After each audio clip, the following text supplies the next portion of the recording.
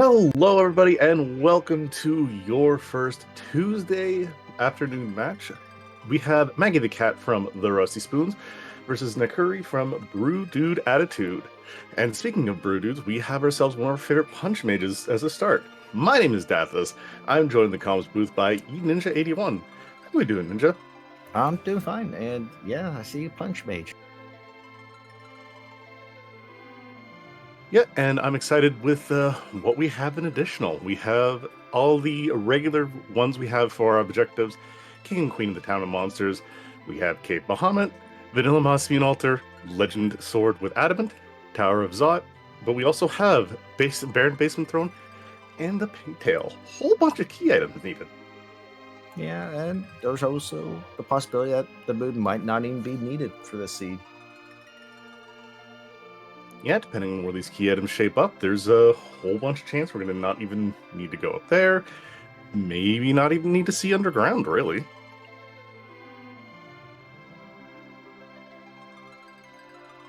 Yep. So Ninja, as of someone who's been more running these flags versus someone who's just been up here in the booth, restreaming and looking at it, how do you feel about your Yang start, and who are you looking to pair him with to kind of get your beginning going? Because I know he's very dependent on what elemental claws you find. I don't mind a white mage, like say Porm or Rosa. Yeah, and I know if we find ourselves some cat claws, that Yang is going to be very speedy. His agility is lacking without them, but you just have a bag of HP for the late game. Yeah. And again, I want to, before we fully start, I want to give a nice big shout outs to those who are doing the really hard work behind the scene. We have Alchemy, who rolled our wonderful seed today. We also have XenoCat, who's doing our tracking. So they're going to be keeping us honest while you and I get to see where the opening looting's going to be versus where we're going to see some of the other opening gambits. I know there are people really are hard up on Cave or Castle Eblan because it's got a lot of money. You do have the trap chests you got to navigate around, but yeah. I'm a bigger fan of Watery Pass still. I prefer Watery Pass myself. Watery Pass and then up to Damsium. Oh, especially if you get an exit mage. Ooh, speaking of, this 100% would put me right towards full Watery Pass loot. Yep. And with a rat tail. Yep, that's what I would do too, is full Watery Pass. So we are starting with No Country for Old Men. We do not have Fu, so these are going to be two of the oldest characters we're going to have, both Yang Fan Laden, as well as Tella. Great starting characters.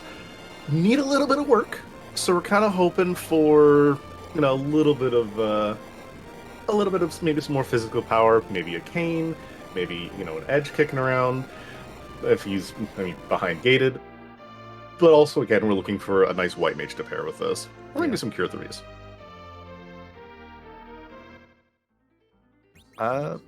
See, I thought Sid was one of the older men, too. Like I said, part of the old... And you know what? This really is No Country for Old Men, because that is, in fact, a Sid we have early on very visible. Camping gear here in Baron, a little bit of money, and yeah, Maggie's doing the opening that most people love, opening chests here in Cave Eblan. This is a great money spot from everything I've seen. Again, the monsters are something you don't really want to see just yet. That's nice to know about, knowing which one is where, because if you want to come back for some XP later, you know which trap chest to go for. And it looks like the Curry's doing Damsian. And for chat, Tower of Zot is actually above ground, not underground. So there is the chance of us not needing to go there.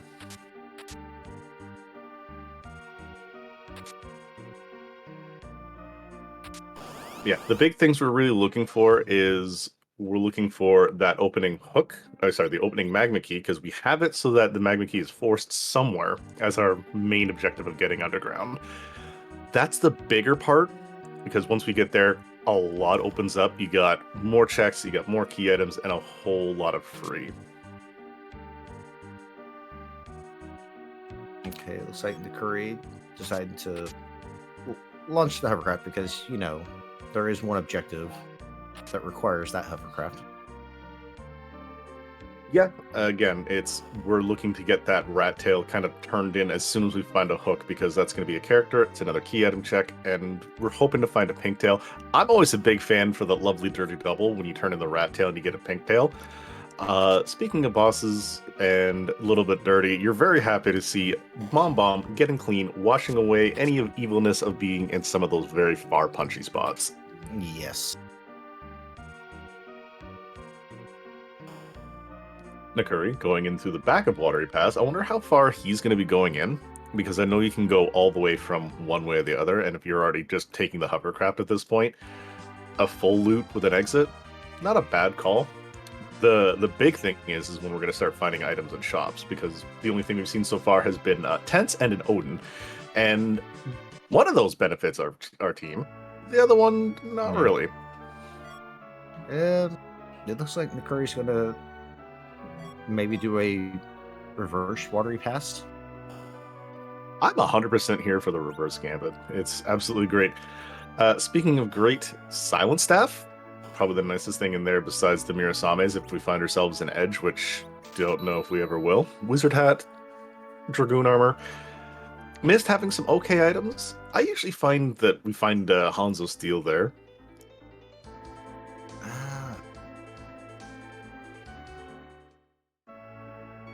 Oh, and our tracker XenoCat actually pointing out something interesting. I never knew that going from back to front was faster than going from front to back. So, I didn't know it either. That's always good to know. Mute daggers found. We have nobody that can use them at the current moment, but mute daggers are found. Hey, there's somebody that can use them. We have a bedward in a completely different bed, but we do have, the makings of what a lot of people like to call reject percent, even though Eddie is my favorite when you find him a spoon regardless, and the fun strats you can do with him. Oh, yeah. There's a little bit of bonus. You got some ninja hats, you got a heroine robe if we ever find a female character. Sorcerer robe is Karate really shirt. good. Yeah, that was honestly, Kaipo probably have some of the best loot that we've seen so far. Again, Cure 2s, some decent weapons, and a whole bunch of money there for Nakuri that he's about to go find what Maggie has just found. While Maggie is going to get us our 5th character check, which we already have a full party's worth of knowledge. Yeah. Maybe. Oh, that's nice. Yang starting out with a Charmed Claw is actually fairly beneficial. I know a lot of people aren't a big fan of it because it is lower accuracy, but that does mean that when you go to do those checks out in Castle Eblan, when you go to fight, if you have nobody else who can handle it, he will be able to take care of all those ogres. So not great for everything else, but Charm Claw is what you're going to want for that. And Maggie sees orbs and a Duke Edward.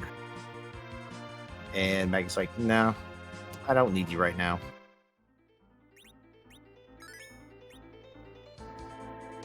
Yeah, that's not what you'd want to go fight. If we had maybe something for Edward to take care of, or to take out those fights, then yeah, he'd be worth it.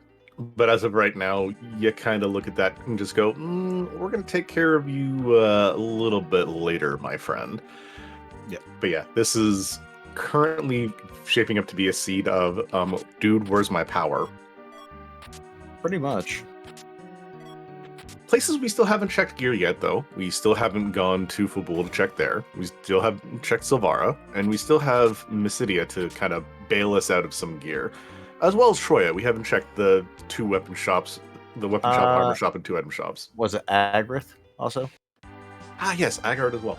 Yeah, there's still a lot of overworld that you can check, and you can find some of the power that we are sorely missing. Although, we do have the runners doing a little bit of a high five here in Troya, now that we're speaking about it.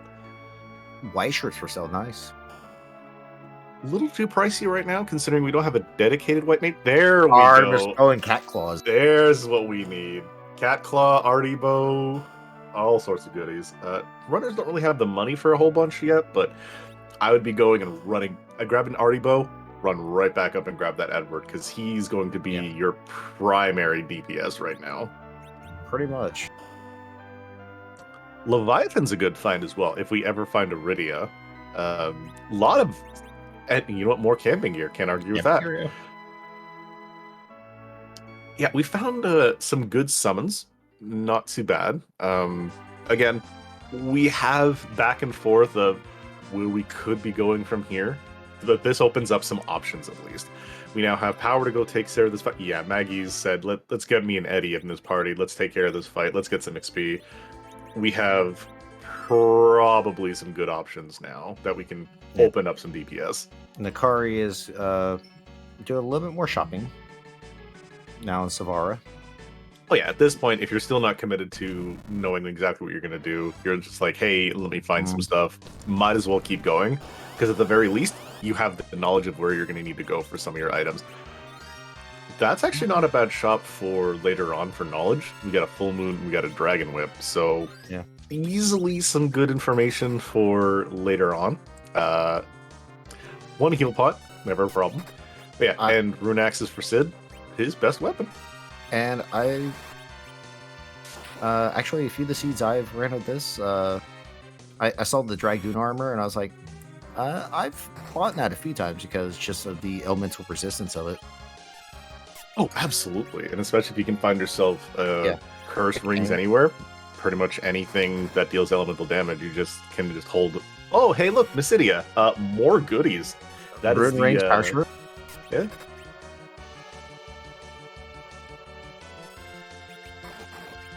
So yeah, we have ourselves some really good options. We have mute arrows as well as the Artemis bows now, so we can handle most of the weaknesses we really have to go for. Oh, look, there's a Bahamut. Bahamut's, yep.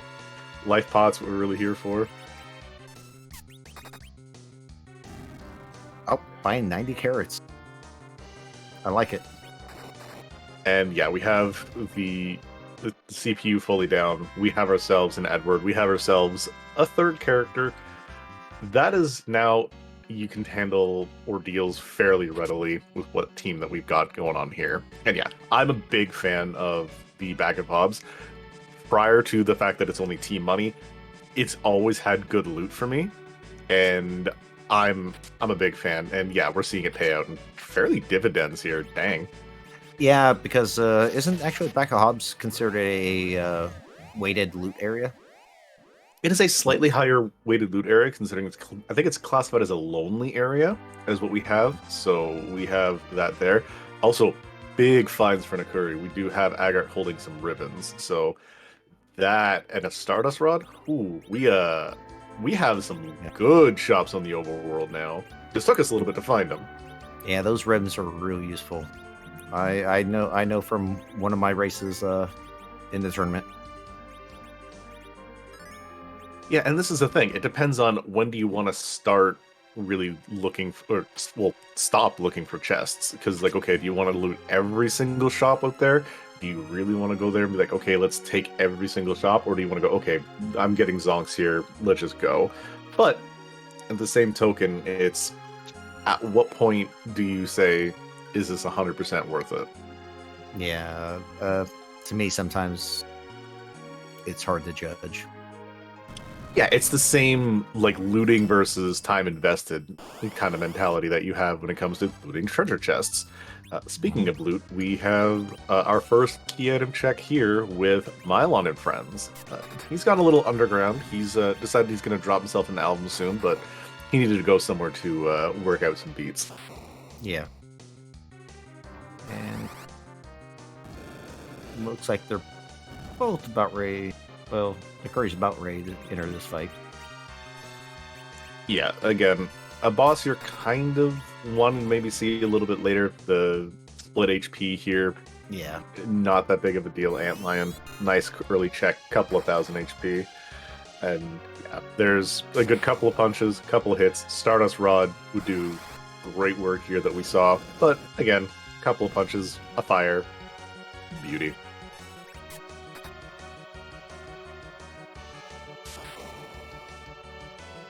And again, with the power shirt, Cat Claw, Yang's powers, not like some of the power overwhelming we've seen in a lot of starts. Like if we started with an edge with some of those Mirasames, not quite the same damage, but Yang is still a great powerhouse. He's going to be able to carry us through to this mid game fairly readily, actually.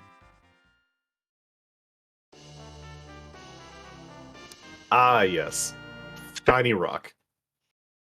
Yes. Hey, wait, but doesn't that mean that we can fight Zoromas now, Ninja? Yeah. A little bit facetious. We are looking at the fact that we have the crystal out in the overworld because, again, as one of the flags we have here, it is a win game. Very, very rarely used with us nowadays, which I'm very happy with. Is very much a different change. We don't need the crystal at all, and meaning we don't need to worry about, Z levels. We just need levels that'll get us through the rest of the game, which is very nice when the grinds are not as required.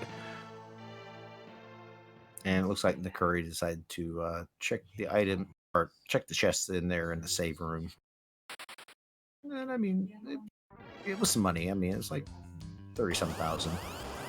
With the information that Nakuri has of some of the items, I agree with this, because you're basically saying, okay, now we need to bankroll all these items in Agarth that really caught my eye. So you are really interested in that. I didn't see that quick reset out. What was going and attacking Fabul? I did not see it either. Ah, Vanilla Fabul. So we do have ourselves the Alt Gauntlet here at Fabul. I'm a big fan of it. Alt Gauntlet's slightly different than the regular one. What it is normally it's 6 fights that are fully scripted. Now it's 5 fights that are scripted, but they're taken from fights around in the overworld. You've got, in that area, you've got some needle hogs, you've got some bombs, you got some shenanigans. I'm just here for that level of goodness, but yeah, we get that Stardust Rod. That Gauntlet's nothing to really worry about.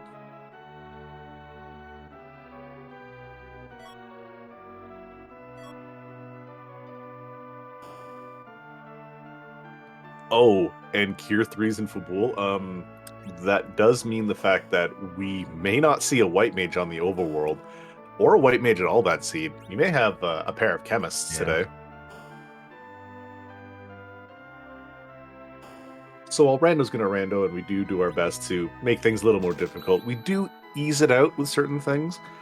If you are never going to see a White Mage in the overworld, we do counter it with the ability to, hey, you can buy Cure 3s. It's like having a White Mage. Just you have to hope you have enough HP to survive getting those off with a couple of characters. But with what we've seen, Sid, Yang, not a problem. Yeah.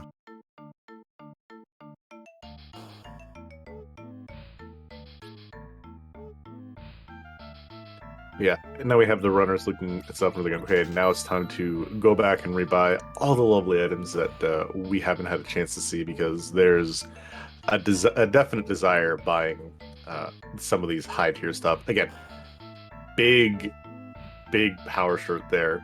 A couple of those would make Yang, Eddie, Sid, pretty much anyone a force to be reckoned with.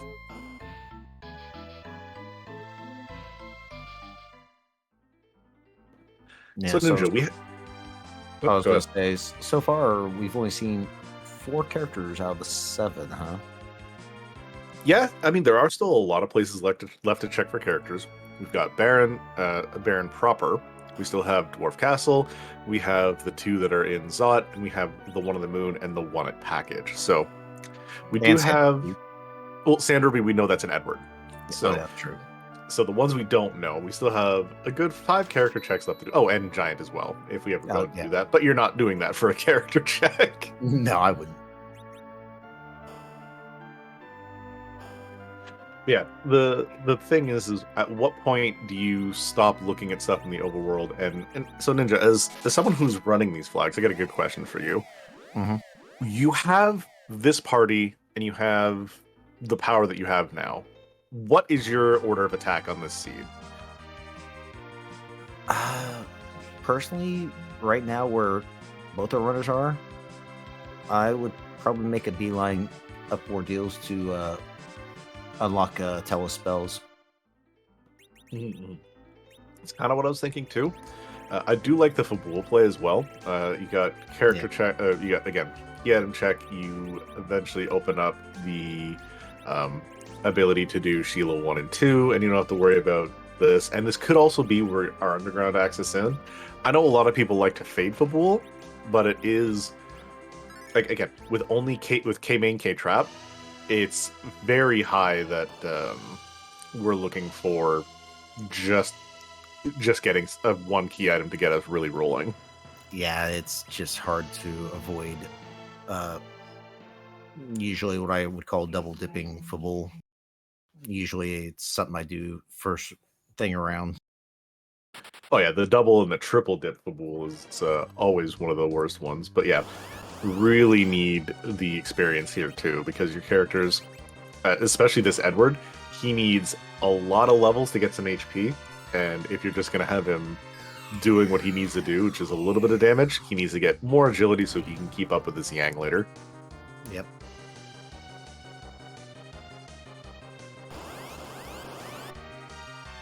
Also, Maggie, more about preserving HP, which I'm kind of here for. Keeping all the characters in the back row so they're going to be taking minimum damage from all these fights. And again, we see the power of what an early Stardust Rod. It's slow animation, but you don't even worry about it.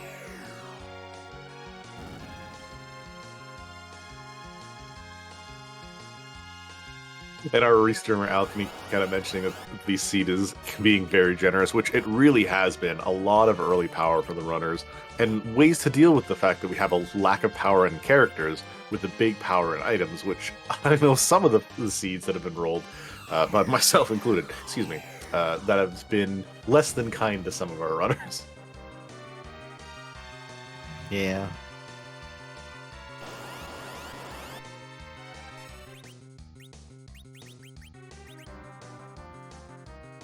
Yeah, that's Nakuri through the full gauntlet, just slightly ahead of Maggie as he went in just before they did.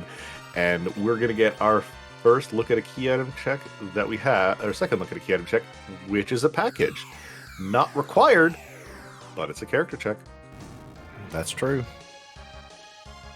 And the nice thing is you can kind of just like look and go, eh. Yep, look at it, and then if it's a dupe, just reset out. A dupe or somebody you really don't want to go for right now, which I don't think with anybody in the character pool that we have is not there. You're kind of looking for anybody right now. Like, Kane is going to be great. Edge is going to be fantastic. Cecil, honestly, the nicest thing we've seen for him is a light sword right now. So it's like, it is kind of nice. And there is also, actually, thank you very much for reminding me, Rex, in chat. We do have a Demus that is still out in the wild. So That's true. There is the fact that we can, if the character is an okay one, like, all right, maybe we'll go for this check. As long as it's not a dupe, we can still look and see what we're going to get for a boss. And knowing that that boss is out of the pool, also very good. Because it can be Golbez that we just say, yeah, you get to wait here, buddy. It looks like Nakuri is going to make the Baron play. I'm kind of surprised. I would think Ordeal's over Baron, but yeah, but this is an actual character check, and you're looking for more bodies right now. So I kind of agree with this. And we have an Ogopogo, so we have a little bit of a start. Normally, this is the place where you don't really take a lot of damage. Ogopogo says, half your HP. I would like it, please. Yep, pretty much.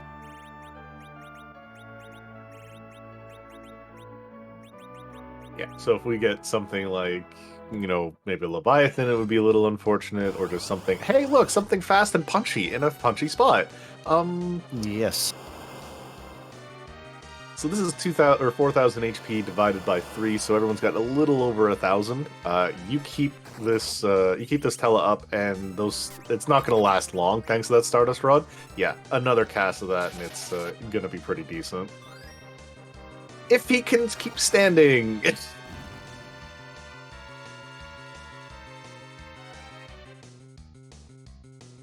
No. threw that life out just a little early. Yep, but we do have our boy Yang here, who is taking hits very well, and is taking out one of the imps, so with one down, this fight is way easier to handle.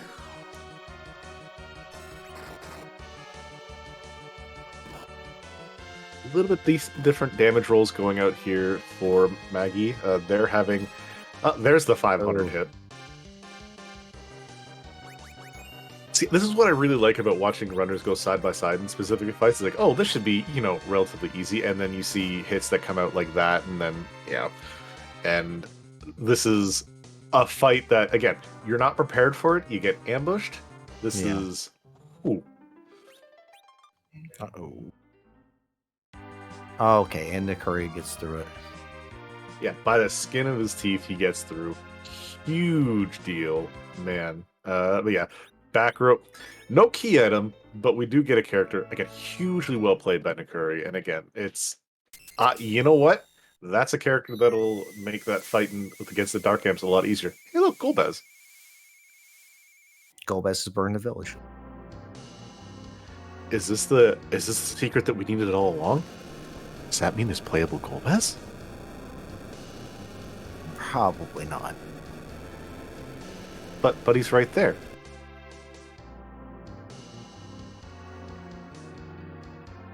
But yeah, this is definitely a character you're going to want. He will be your great main source of magic damage for a lot of these fights. And get him his tier 2 spells. Give him that sorcerer robe, and he's going to be pretty much just sitting pretty for a good while. Again, you can keep the Stardust Rod on Tella for now. It's, also, the Quake Kid casting titular Quake through another means. I don't think he can cast Titan, though. No. And I do like what Nakuri's doing. Went back to Troya, picked up an Artemis bow. He's gonna let Sid be an archer. Oh yeah, 100% he'd be doing that. You get Sid a little bit of damage. He's gonna do some good work, and Nakuri still letting that package burn a hole in his pocket. I'm okay with that, especially when it comes to doing gambits like this. This is a little bit of a risk. This is the Flame Dog chest. Could be really early on, and it could be everything we need, or it could be later, and it could be nothing. It's a big gamble in these flags. Oh yeah, and it's at vanilla spot. Yeah, I'm a big fan of this check. It's just, again, something you're not really hoping for it to pay off. And hey, Sid with the Artie arrow and Artie bow ice arrows, nice. Just some armor though, I think I saw. I think that was a Dragoon helmet. That's what I thought I saw. A Dragoon armor, which yeah, there's Dragoon something. If we'd gotten Palom and gotten some XP for him, that would have been all right. But yeah, speaking of Palom, he is being guarded by the King of Summon Monsters, who goes down to his single Stardust Rod, which is going to kind of be the way this seed goes. Stardust Rod our way through the overworld. Oh yeah.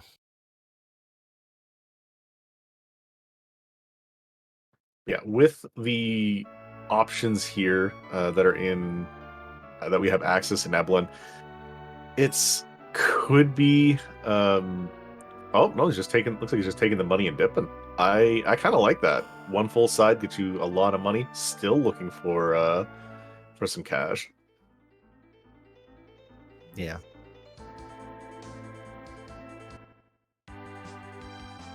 But yeah. So far, we've seen our 5 characters that we have early access to in the overworld. We have Yang, Sid, Eddie, Tella, Palom.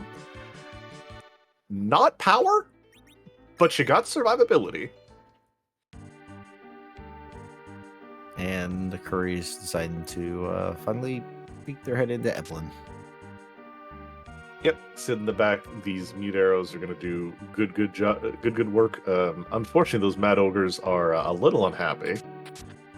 Yeah.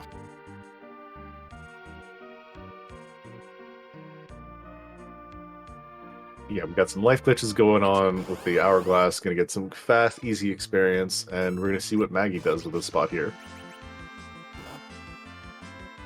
And it looks like Nakuri's gonna pick up the party. He's gonna just run away.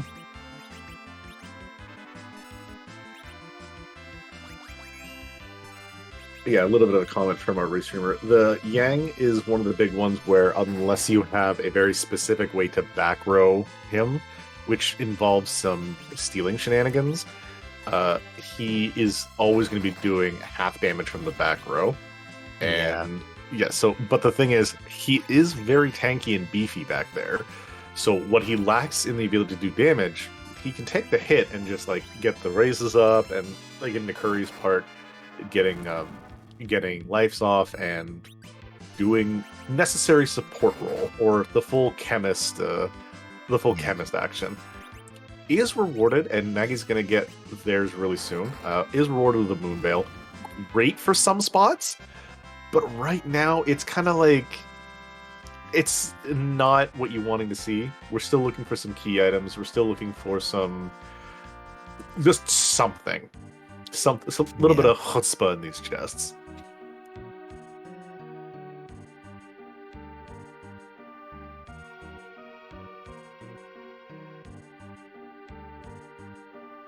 Yeah, we're kind of needing something.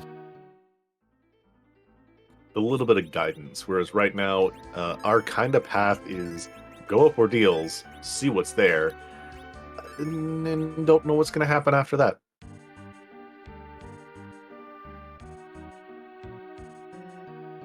The rare occasion you see Young kick. Hey, you know what? If he's not doing anything else, 50 damage is 50 damage. You're not wrong. I've seen fights won by 2, so I'm not going to argue when low roll happens. But yeah, Hourglass, Stardust Rod, kind of the name of how we're going to get through this. You'd like to see one of them saved. That's an objective-ish.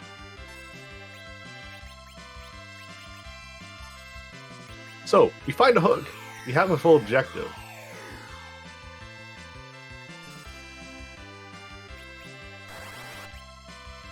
And with the fact that we have the Black Cat Lamia chest right here beside it, very, very nice. And one of the big things I love seeing, and I'm very happy Nakuri's doing this, one of my favorite things is people who actually use the life glitch on the Black Cats. They give about as much HP, actually they have more XP than what the ogres do, and they have way less HP. So they are honestly something you should be fighting and keeping that in the back of your head. It's like, oh, you know what? Maybe I'm not going to go do the Mad Ogre chest, or if I didn't get my stuff from there. The the 2 Black Cats are just as good as doing the life glitch on those 2 ogres. Ooh. We're not going to find ourselves a Cecil in this seed. No. But it's looking like our magma keys 1 of 3 spots now. One of no, 4. one spot. They didn't check Mist Cave, did they? They did check Mist Cave. I did not see a boss, but that is true. We could have Zot 1, or we have Ordeals. Because we know the waterfall boss is. Oh yeah, that's right. Yeah, the waterfall boss was Mom Bomb. Yeah. So, if it was me, I would hit straight up ordeals, but that's just me. Yeah, this is like because Nakuri has done the up dog. I believe it's Nakuri that did the up dog chest. Yep. I would be saving Zot for last, but I am 100% here for Zot gating the way underground and just looking go, well. Oh, Zot 1 demist? Yeah, Zot 1 demist would be fantastic, just because he didn't check it and have no idea. But we have the discussion in chat going with what characters we have left, because of us talking about Crystal Sword meaning no Cecil. It means we have 5. We still have 5 character checks left. We have Giant, we have the 2 at Zot, we have our 1 at Dwarf, and the 1 on the Moon. So we have one of those 5 spots has our last 2 characters. Mm-hmm. And it looks like Dr. Luggage. Oh yeah, 6, and the 1 at Hook. I forget about. I always forget about Hook as a character.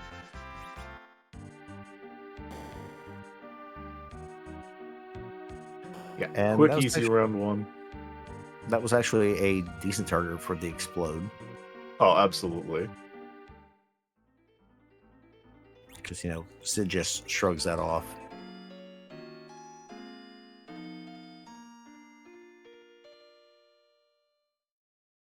That is the one thing about Sid.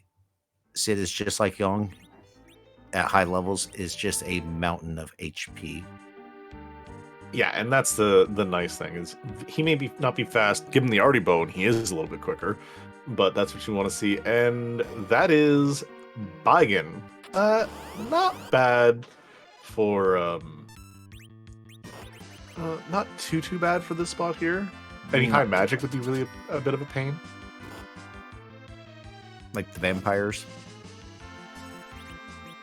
Vampire, not that bad. Like, it's not going to hit you too poorly. But we do have, again, we have Telos just going to be Stardust Rotting. We have, Sid and, again, the story of the seed. Stardust Rod, and now the Arty Bow.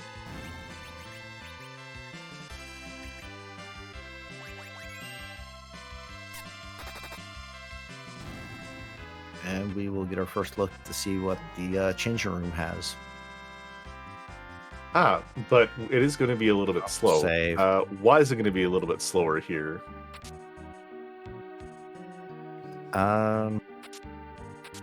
Because, move some gear around, it looks like.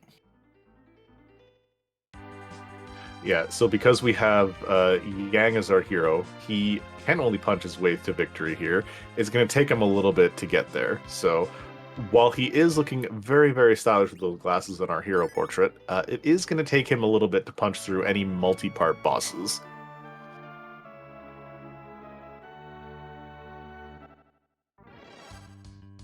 I know one of our a couple of our multi-part bosses are already out of the pool. We've already seen Dark Imps and Orbs. Dark Imps, Mom Bomb, Orbs, and that is our way underground. Was that the Magma Key? That, in fact, was our wonderful Magma Key. So, fading ordeals for one of the last checks, not always great, but you know what? Can't argue with that. And Nakuri just took out Odin with just one power punch.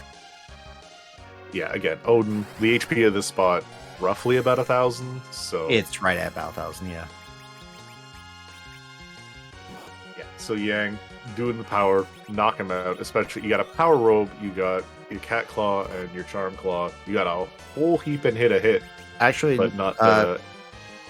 Nakuri actually has, I think, 2 Cat Claws.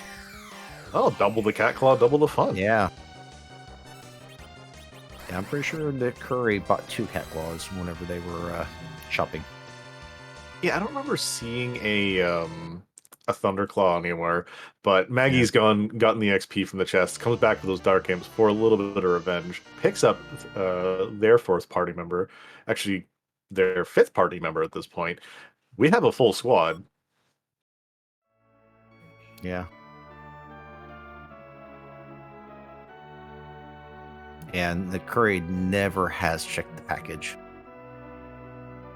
Again, it's a long check. You're looking at about 3-4 minutes for a character, depending on what else is there. And the boss knowledge is always really nice, but... Yeah, I get it. I mean, it's...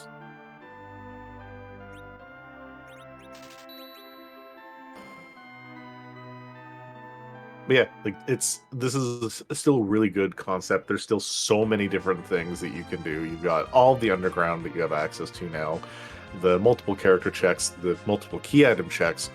You could come back and get this package later when you're going to do something else, because it's also a full heal. So you could go underground, do one thing, get a full heal, come back. Again, a whole bunch of different ways. There's no wrong choice in this option. We just know what is, from what we see here, it's like, oh, this is what I would do, and this is what Ninja would do. It's not saying that Nakuri is doing the wrong choice by doing something different from what Maggie's doing. Again, these racers, absolutely fantastic. And again, to not only want to join this tournament, but also to give their time and show off to fantastic races much like this.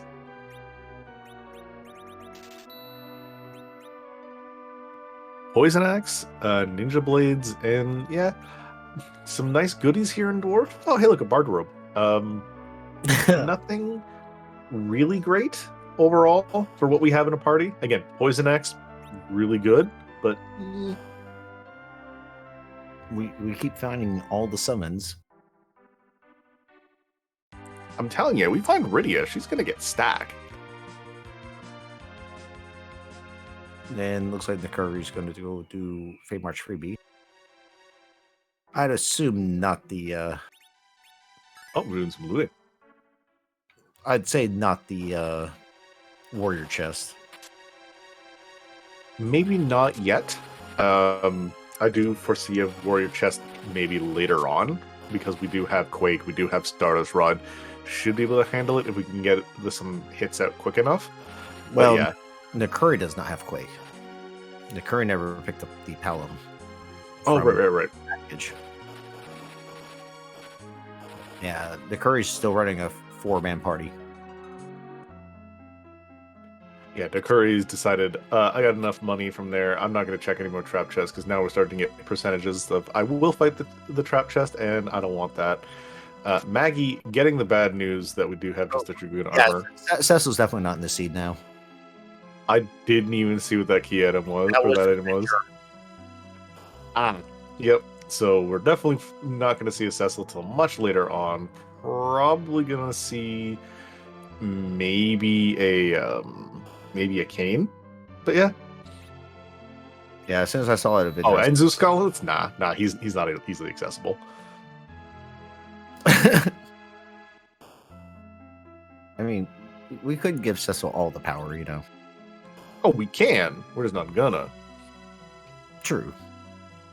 And we are going to get a check on the Fey The March. lovely bit of the King Queen Fey March. The married couple today is a Sparkle and the other guards of some kind. We did have one set of guards give us a starting key item, and that is a Sparkle there. Good bit of knowledge to know. Again, saving to check what that is could really help, because that could be something very easy in that king spot. That could also be your Wyvern for a jump scare.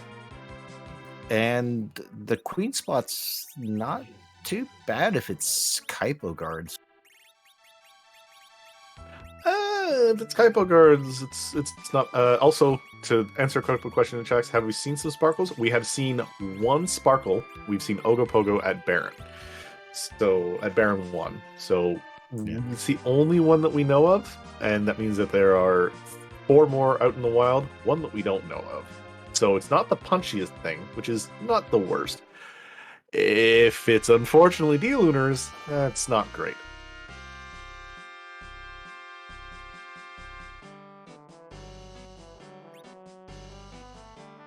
Hey, look, more Avengers.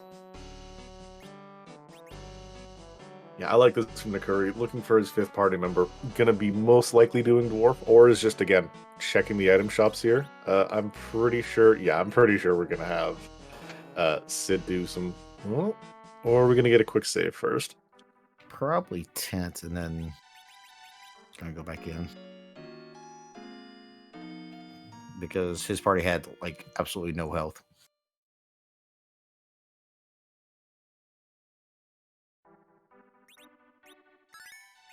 Yeah, the nice thing is all this camping gear, you don't have to worry too much about anything for healing. But yeah, Sid, he is showing his skills of the archer, and going to be putting them to very good use, because that is a flying Mylon in the background. We've seen Mylon and Friends, so this is 100% Mylon Zed. Yep. So Sid, with those arrows, going to hit that flying weakness. Probably going to be 2 or 3 hitting this thing, with the backup of Yang doing some good hits.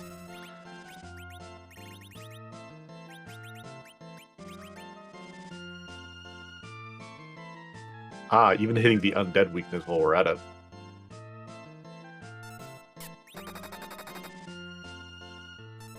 Yeah, look at that 7,500 damage. That is, when you look at a Sid using bows, you don't expect to see that much, but that is a hit and a half. 8 times damage, my mistake. And quickly through it.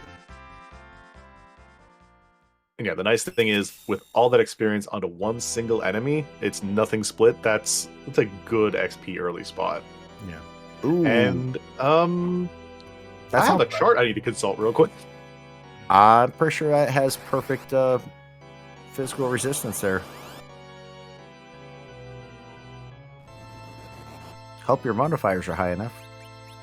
All right, give me a second. Yep. Let's take a look. We are at the Dwarf 2 Golbez spot. Actually, this is where it has 0 magic defense, 0 defense. So this is no physical, no magical defense. It's can just Dwarf 1. Do whatever you want. It's Dwarf 1 where she is bad. That's right.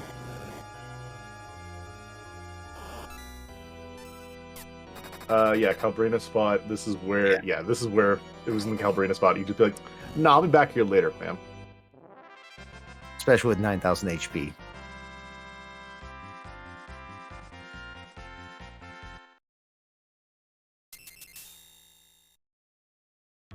Yeah, no HP here, but a bit of arrows. Maggie also getting her Magma Key, so we're going to see her underground, see what decisions she makes, while Nakuri is hopefully reminded of the warp glitch and going to get ourselves 2 key items, as well as that lovely Duptella.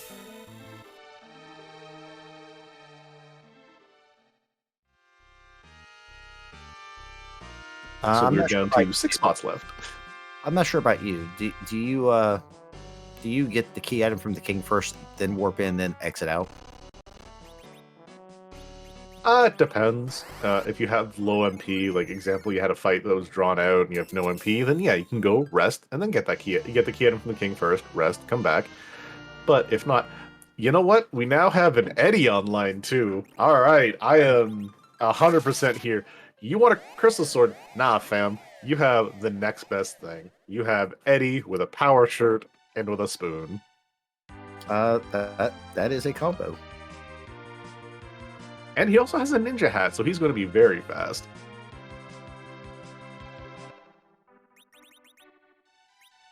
Giat item was nothing to silence that. Yeah, just a silent staff. So good to find a healer, but nothing to kind of look and go, whatever. But yeah, we see that already both being taken off real quick. And it looks like Furry's gonna decide to cook some eyeballs. Yeah, between Sid with the bow and arrow and now our spoon word, he's gonna have some one hits on some of these sirens. So yeah, you kind of go and do 4, maybe 5 quick key item checks depending on what the boss up here is.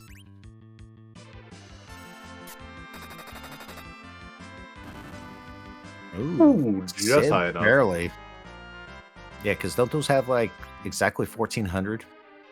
I'm very confident it's just straight 1,400 HP from there. Yeah. Maggie, doing the underground, we are getting yet another look to see what is going to be happening here in Feymarch. She's going to get the good/bad news of the 2 unknown bosses, unless you go and face check who they are, as well as the good news of the Zeus gauntlets. Hey, look, and a free one. Exactly. The really unfortunate part about that first check, though, the first trap chest, having just a coffin in it, the problem is that with the boss bit on for every single boss, That's not useful Yeah. anymore. The only place it Nope. was useful was for the alt gauntlet, and we've already defeated that. I mean, oh, that's an Earth Crystal.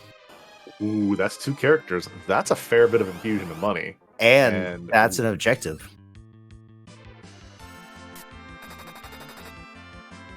I was about to say, that's also an objective. That is very true. We have an objective to run up and grab some goodies and a defense sword.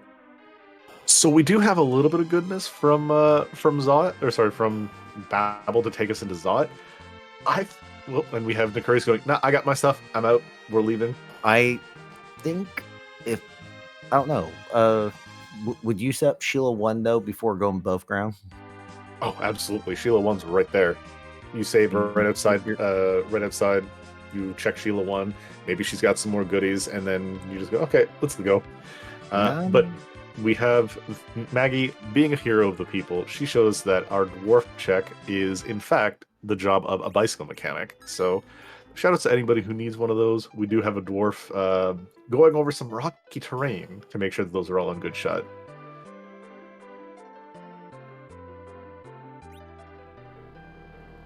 And yeah, we do. But again, Nakuri saying, you know what? No, we're going to get that Earth Crystal. We're going to go.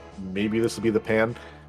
It's, again, there is never any bad decision. Like, if this is the pan or this leads to the pan, this is a big heads-up play by comparison. But again, it's no check is bad. It's just, again, the information we have and decision-making, it's do I want to do this or do I want to do that?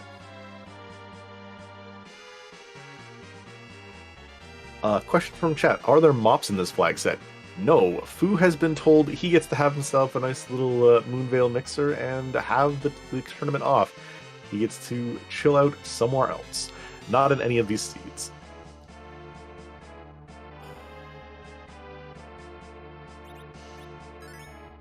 Maggie has decided that enough is enough. We are letting the old man no longer hold the goodies, and he is not getting to hold that Stardust Rod anymore.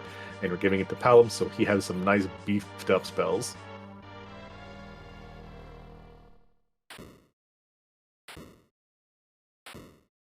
This would be a bit of an issue here, trading one mage for another of having a Sura, but we have mute arrows and we have an Artie Bow Sid, so this is, no, not even close to a problem.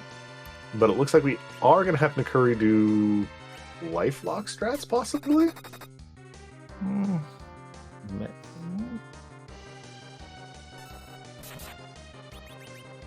Yeah, I think one more hit should put it back to the life phase. Yep. Oh, nope, just wanted to fully go, and we're...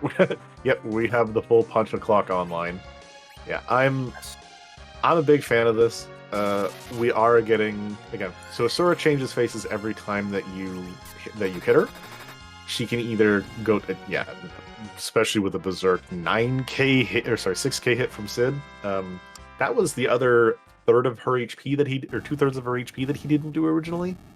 Yep. And the big thing is what do we have? Hey, look, there's our edge. So we do have a nice character to be brought in. Still Team Berserker, but we also know that Valvalis, that we already defeated. Mm-hmm.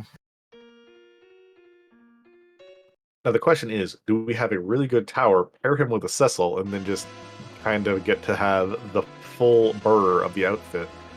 But, nope, dupe Sid. Nope, dupe Sid.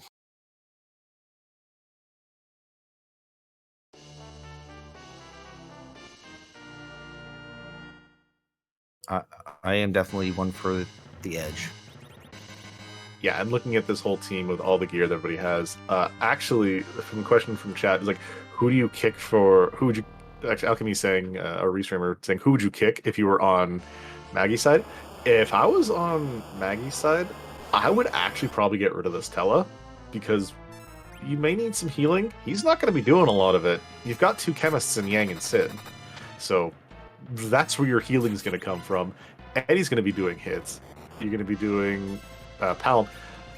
It's the problem point is he's so slow, and getting blinks off is going to be really hard.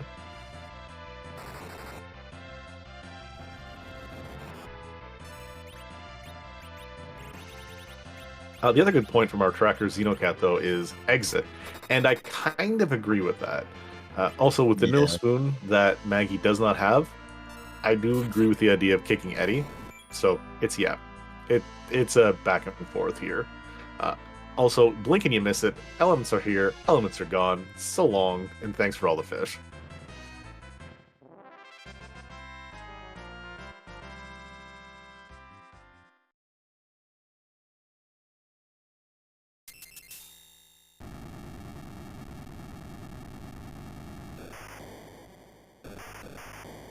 And with that, we technically have our very first objective.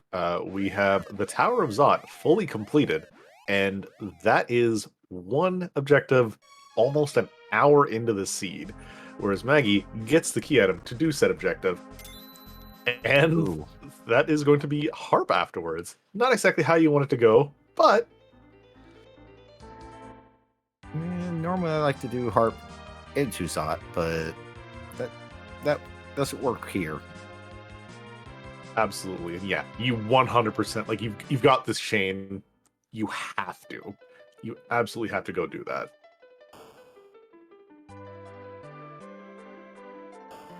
Nakuri said, "You know what? I forgot to do this before, but we are going to take a quick look at the Troya Treasury. No items, but we're still going to rate it for the money. Time for everyone's favorite to rate that treasury."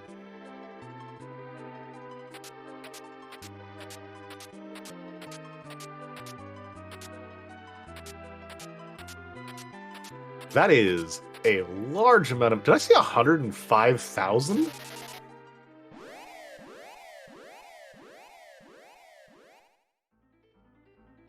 That I've never seen that much money come from a treasure chest before. That is. Whew.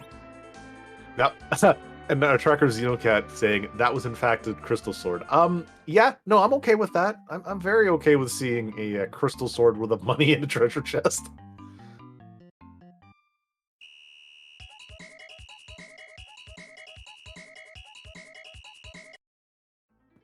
All right, and Maggie, utilizing a tent before going here into our cave, we are going to get a self check.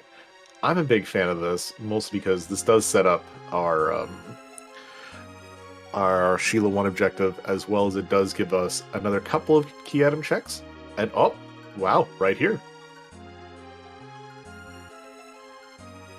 Oh, and that's the worst place to. Two of the worst people to have breath go onto.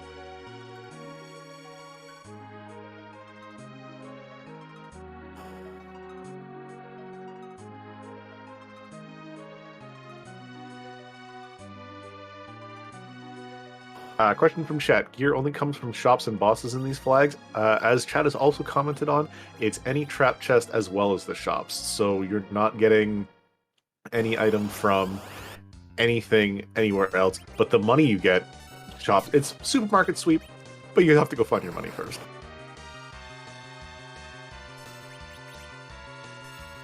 Also, a big shout out to the fact that Maggie did buy some heal pots, and those are absolutely wonderful. So huge heads up play from using those items to their full effect and getting all the possible value out of it. White shirt, good to give to Tello for later, but not exactly what you were looking for.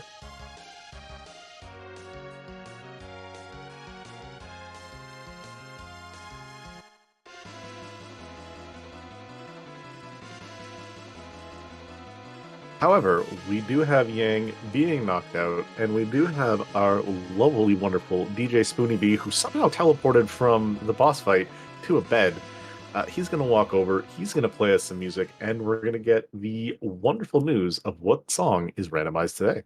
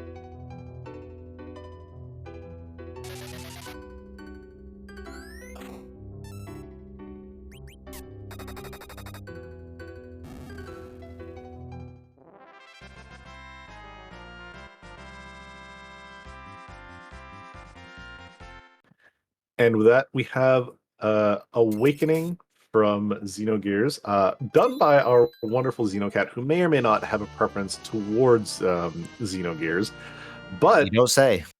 but but that is an objective you do not sleep on. Never sleep on music. Always good. That is our hook. That is an objective and another key item check.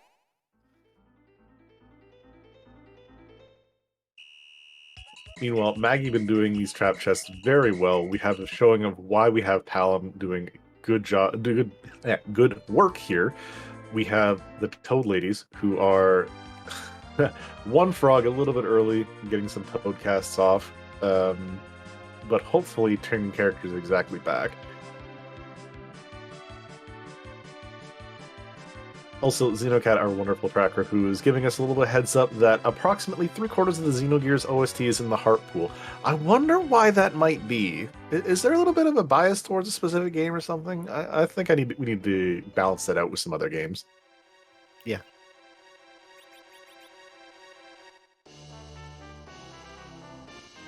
Ugh. And Pigtail, key item, Protect Ring. Can't argue with that. Oh no, that was a rat tail that gave us that. Yeah. Okay. Pinktail giving well, it's a great dart. That's about it. Where is the darkness? That means it is a good shot that it is either in Keyless Tower or in one of these trap chests in that we have down here in Sylph Cave. Or the Warriors check. We still haven't done that one yet. Oh, but we also have access with this hook now. We have the Tower of Zot, the Tower of Babel, and the Path key items. There's so many. Wait, have we done hook route? No, hook route trap chests also. Yeah, that's what I said. The path Yeah. to Babel and everything. Ugh. We have goodies. We have good spots to go. Another crystal. Yeah, we definitely don't have a Cecil anywhere in this scene. Your Cecil is in another seed. Yeah, and I haven't seen him lately, so I'm kind of okay with that. I love Cecil, don't get me wrong. He's a great character. But for some of these things, it's like, we see Cecil, we get a crystal sword, that's how the seeds go. I love watching how these runners take certain seeds and certain combinations of characters and just make them just the difference that we have with characters that are like not exactly the same power or just different ways, and seeing how they get to shine. Oh yeah, I totally agree with that. Also, big shout outs to the key item, the starting trap items, the trap kit, which comes with 3 hourglasses and mute bells, and those mute bells are really great for what they need to do here, stopping any of the spells from being cast down in the underground. And that is an underground shop checklist. We have no Bacchus anywhere. We did spike a requirement. So, Sylph Cave, how about that darkness crystal? You are gonna be going for a nice little hike. Yeah, that is a big pull for Maggie, because that is a great find. That is Cave Bahamut, and yeah, that's our way just to wander around. But yeah, and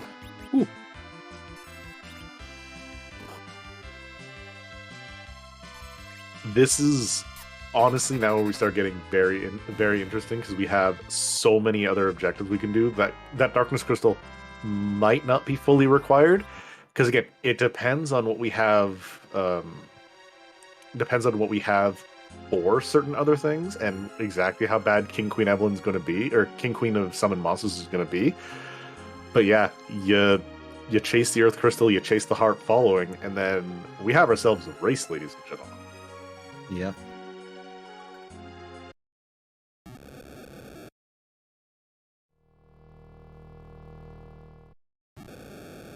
And we have our first look of what a white mage is. We have a Porum. You can kind of take that Tella and say, see you later, my dude. We don't need you anymore. Yeah, pretty much. I could see that being a thing.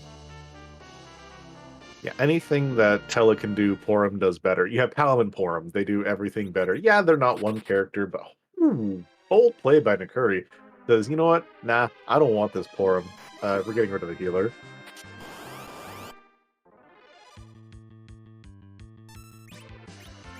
And yeah, that Porum is our 7th character. So Cecil, Sir not appearing in the seed. Kane, Sir not appearing in the seed. And Rosa Rydia, also the ladies of the evening not here. Yeah. The 4 of them are going to be hanging out in, Baron Castle, having themselves nice little, some Bacchus wines that they had. It's, yeah. But in all honesty, with the seed characters, the seed that we have, not bad. We have really good choices. Yeah, I agree.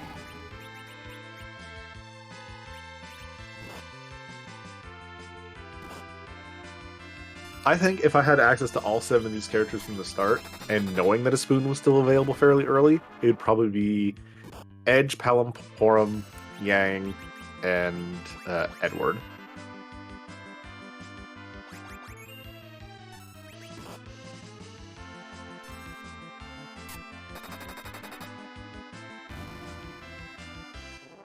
But yeah, so many good options for the character, like back and forth, and of who's going to be better versus the other. Especially since we don't have to worry about Zeromus, and all we have to worry about is some blinks.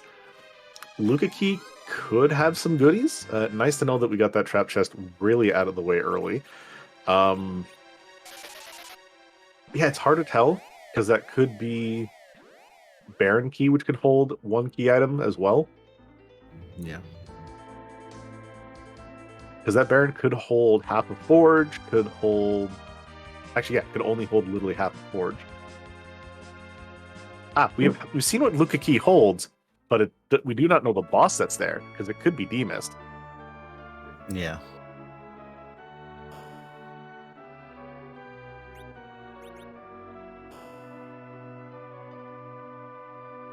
So we could have a Demist into a Baron Key into something akin to that.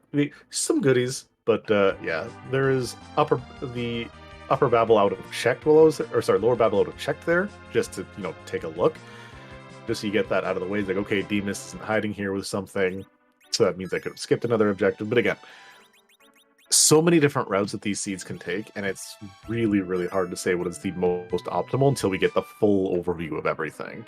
Yeah. And it looks like Nakuri's going to do top tower. I mean, I don't hate this. We do know where Darkness Crystal is hiding, and you're looking for almost any other key item. Again, Baron Key replaces the Darkness Crystal fairly readily. It just means that you're committing to do the King and Queen of the Town of Monsters. So, yeah, there's that. Also, yeah, Edward for Edge. I agree with this because you don't have the spoon. So, unfortunately, sad bard noises are heard from someone that I know very fondly, and but we do have Nakuri doing happy bard noises, so a bit back and forth. Yeah.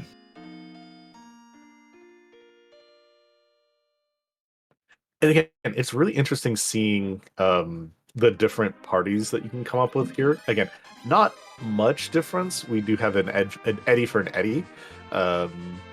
So there is that. But again, with Distinct 7, you're basically going to have everybody rolling the same party unless they all show up fairly early. Oh, hey look, nice free boss. We have Quake. Dolls are going to not be long for this world. Yeah, pretty much. This is a relatively simple fight. Oh, yeah. Ooh, and we have Maggie with a little bit of a... Ooh, that could have been a whole lot worse, but we do have Sid pulling it out.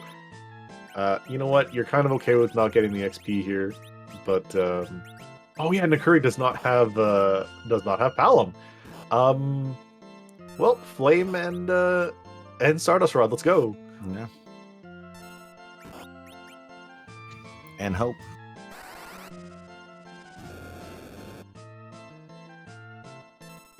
I mean, I think the Stardust is just enough power, especially with Nakuri attacking the back rows, that we do have like solid. This is a solid, but yeah, the Stardust Rod hopefully cleaning up here. If not, we have the Flame that will as well.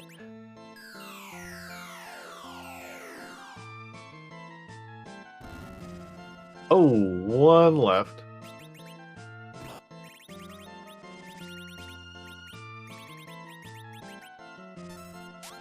And those 20 Drain Spears being put to good use. I was gonna say, check the X cow, check the X cow.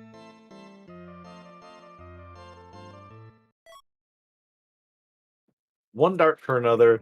That means that Nakuri is getting some good/bad news. We may have to go for a quick run into Sealed Cave or Sealed Cave one way or the other, because we still don't know what Sheila 1 is.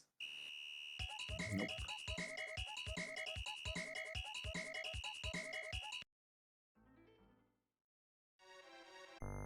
Could be that vanilla pan, could be the Baron key into the pan. But yeah, we have 7, 8 trap chests available right now that have all the goodies.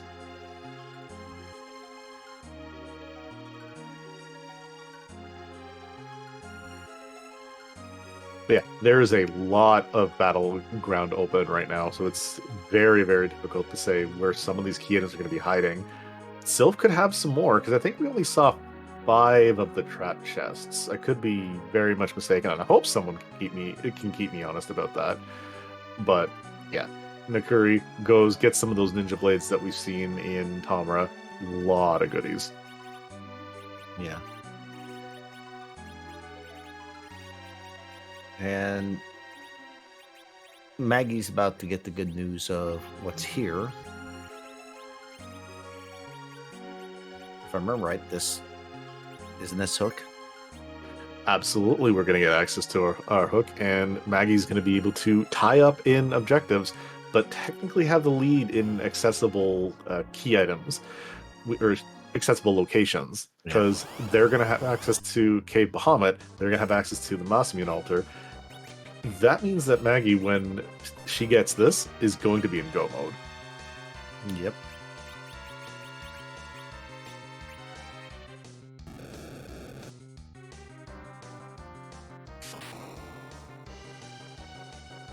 Also, some chatter about Nakuri picking up the Earth Hammer. It is kind of entertaining, the fact that an Earth Hammer is fire element, so that's always something that makes me chuckle. Did not know that. Yeah, the base HP, the base weapon, it casts Quake, but when you attack, it has fire elemental attached to it. So because there is no Earth elemental in this game, so just non-elemental damage, and that's the best way they can make it. They send the Earth Hammer a fire attribute. Yeah, hey, you know what? Earth, magma. But while we're talking about the dichotomy of Earth versus fire versus magma rock, we're going to get a reprise of the final boss of Xenogears.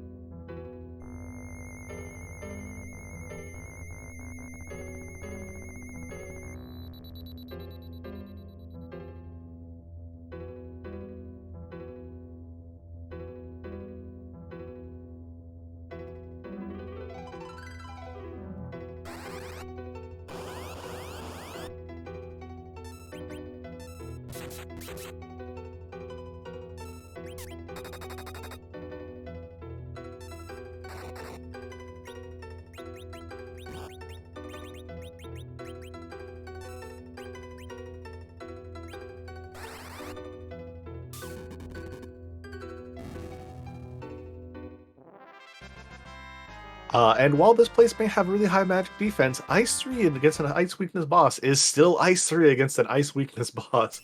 That is, a lot of damage.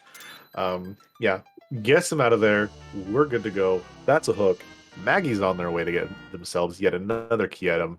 I'm greatly curious to see where the rest of the path takes her, because do you just start getting a little bit of XP, doing some of the other trap chests that you know you have access to, and then go Pinktail into King and Queen of Monsters, into Bahamut, or do you do like what's the order you do here? Because you need some levels for these fights. Yeah, but the bad part is Maggie is one key item short of 10. They are currently at 9. I mean,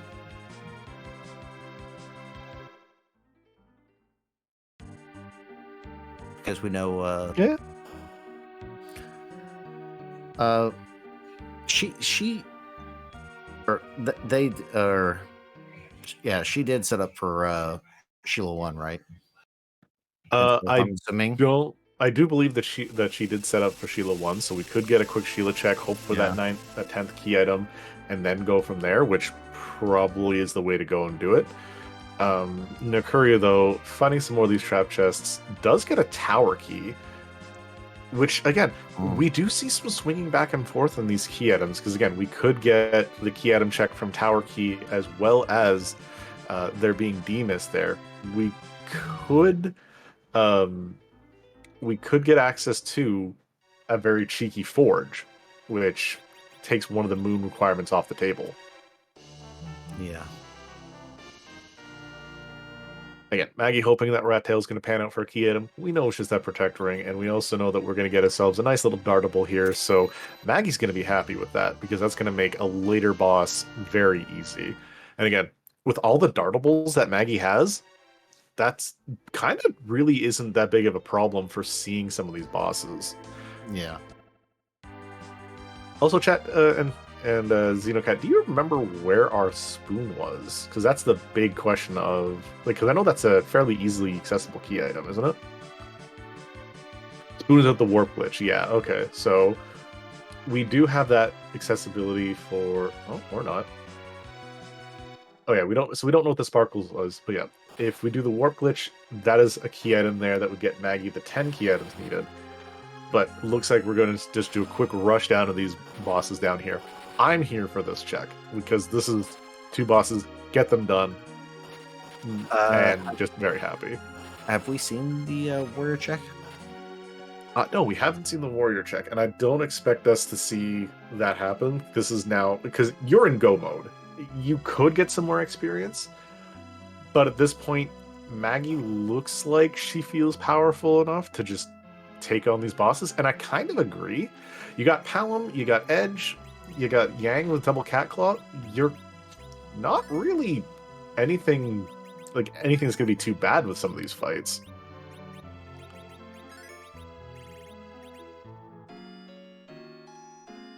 Also, Maggie doing a very smart call. Tent's only recovering 1,000 HP and 100 MP, so can kind of empty out Tello's MP, healing up some of the beefier, chonkier HP guys, and still act as if it's a full-on cabin.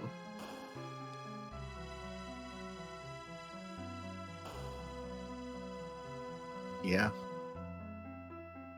Yeah, Maggie being bold, and I'm 100% here for this. The question is, yeah, I agree with this one first, because you know this is going to be a multi-step. The check is Officer Soldier, nice, and of the fights, very, very free.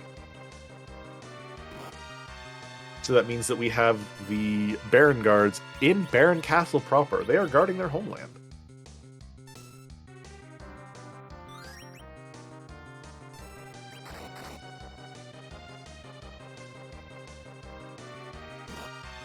Now, Ninja, the real question is, you have some XP you still need in some of your characters because you want a little bit more for when we go to the moon. Do you try and life glitch everything here, or do you just go?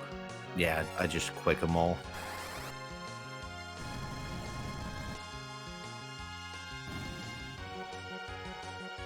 Don't right, they have the boss bit. I keep forgetting about the fact that with the boss bit, you can't life glitch them. So, yeah, never mind. You just kind of go. I love it. The Quake, you lose the XP from the big boss, but I mean, Yeah. you'll make up for it elsewhere. No key item, but we have another dartable. I mean, for something that's not a key item, that might as well be. Are we playing World Series of Darts here? It's what Ed is going to be playing in a hot minute. You're not wrong. So we do have the possibility. Actually, so there are 4 unknown sparkles. We have Pale Dim, we have Wyvern, we have D-Looters, and we have Plague. The two that are the two that are the problem, depending on what his Witchburn is, because Witchburn is on, is going to be Wyvern and the D-Lunars. Now, Plague is actually going to be one of your best case scenarios there. It's fast, it's unfortunate, but you can still berserk your way through it, and it's going to take a little bit to get all the berserks up, but you can still get through there. And it's not going to be that problem. And again, life potions, perfect. We have a lot of them. But what you don't want to see... Perfect. Yep. Yeah, there you go. Fairly easy boss.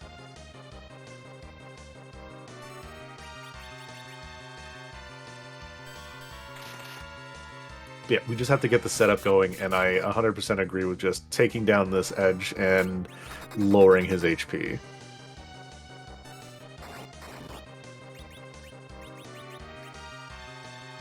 Even Palam's getting in a little bit of help. Say, yeah, Maggie not really taking any chances here. Just going to be casting with the edge. Just going to be casting lives, so we get the characters brought back up. Yeah.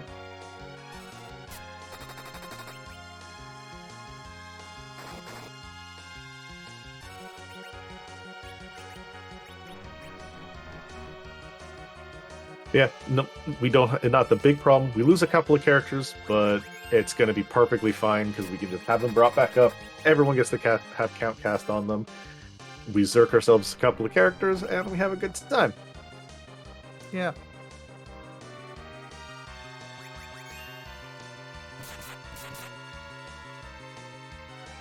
And the really nice thing is we can just have any character be put down from an attack, and just rezzed up, so we're on that nice little cycle of life and death here. So no coffins needed, but we do have a little bit of life in Nakuri's side. He does find the right path, gets himself that Darkness Crystal, and says, "Yep, nope, we're good," and leaves.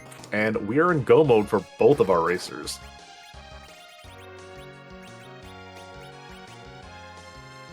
Yeah. Who do you think is really ahead, though, when it comes to this? When it comes to this, Nakuri's had the 10 key items for the trap chest down below in the Self Cave, so probably got more levels on his party than technically, yeah. So as of right now, I actually put it kind of back and forth with the runners, because Maggie's ahead with key items, but the thing is we do have the ability to, with a different power that we have from Nakuri, because we do have, all these, all the power in our Edward here. So we have a lot punchier of a character in that aspect. But Maggie has this Palom. Palom can be paying off in dividends elsewhere. It's too hard to tell. So it's just, you can't say, oh, this person's definitively ahead or this person's definitively ahead. If we're looking at raw power, I kind of think Nakuri is just that little bit ahead because he will be able to handle this plague a little bit faster. But if we're looking at overall, I kind of think that, honestly, I put Maggie just enough ahead, depending on what these next two bosses are. We don't have a lot of AoE casters left, so it's rough. It's really rough, and especially when it comes down to something this close. And with Maggie not having bought those ninja swords from Tamra, that Mirasama is really, really good for Maggie.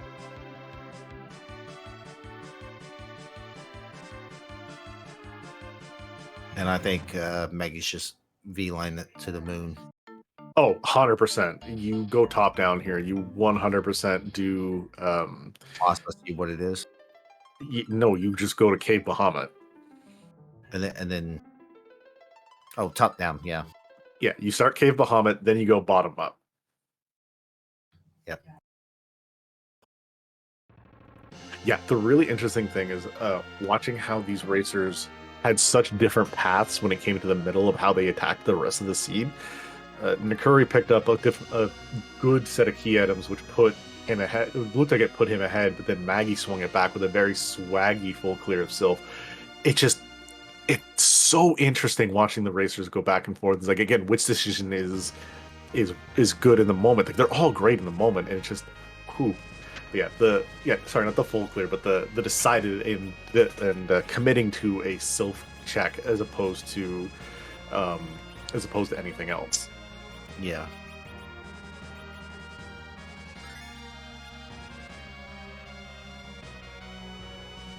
Yeah, with all the key items here and all the possibilities here, it's so hard to see which is going to be difficult, and it depends on what bosses we have. If we have a really quick boss in Baron, in Tower, and a quick boss in Baron Basement, it could be real. It could be better to go that way, but I don't expect that to be the path here. No.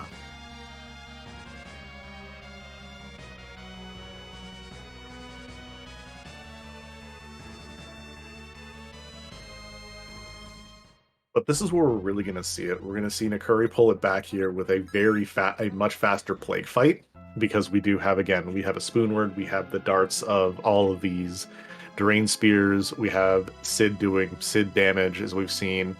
It's so much back forth. It's just so interesting to see what's going to happen. This is going to be the big thing. Oh, man. Oh, that's free. King Queen Eblan here is exactly what you want to see. Free Masamune Altar is where it's going to come down to. I mean, it's free experience. I mean, it's the objective that we're really here for, but yeah, Maggie here, she's very, very much in the driver's seat for this race, but it's, again, don't count Nakuri out, but yeah.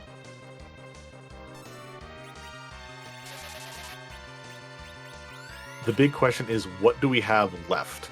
Like, what is in the back seat? Or what's in the back half of Mirasame that could be a problem? Sorry, the Masamune Altar that could be a problem. I don't think much. Golbez? No. Golbez, Dark Knight Cecil. Well, Golbez could implode on himself. Well, DKC I don't think is going to be much of a problem, because we have characters with 2,000. We have Yang with 2,000 HP.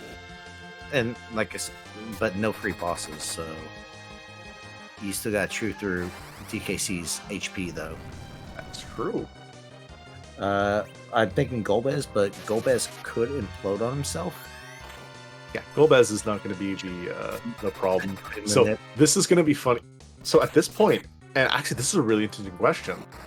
If we do not have, if it is DKC, and we have some issues, do you go back, do you do that hook route, get that Horum if you're Nakuri, and do you do a couple of trap chests on the moon if it's that much of a problem? Yeah, I could see that.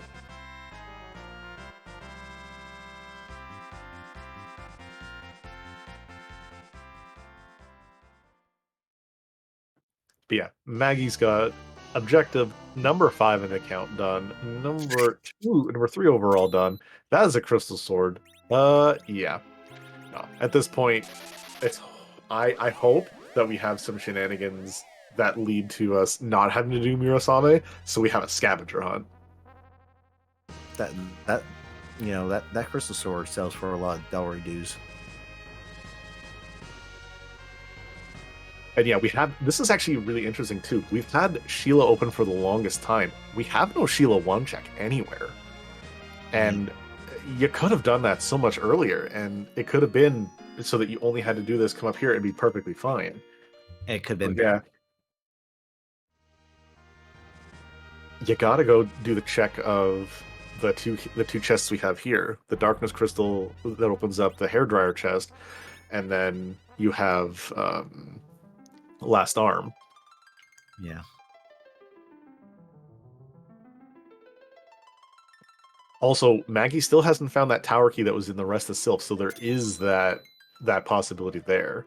And hey, look, Moontella, wrong old man, but the only old man we'll see here from that scene. Yep.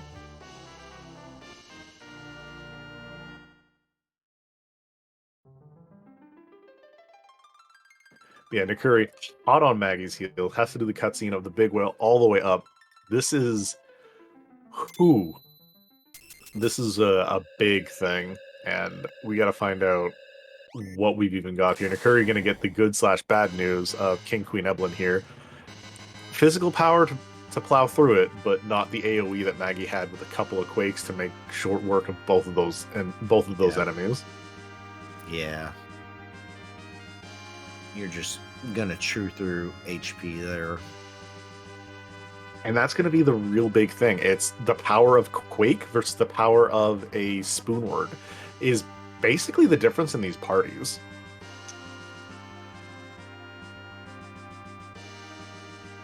And that early Quake definitely looking like it's keeping Maggie ahead for the Rusty Spoons. Yeah, I definitely prefer my mass AoE over a Spoonword. Again, it depends on what bosses you fight. A lot of single target fights that you have to go through, Spoonword is going to reign a little bit more supreme than it will for the Quake. And we're getting down here to the Masa pretty soon. Yeah, this walk down, 2.5 minutes of us kind of just like speculating and seeing what's going to happen, and it's so just again.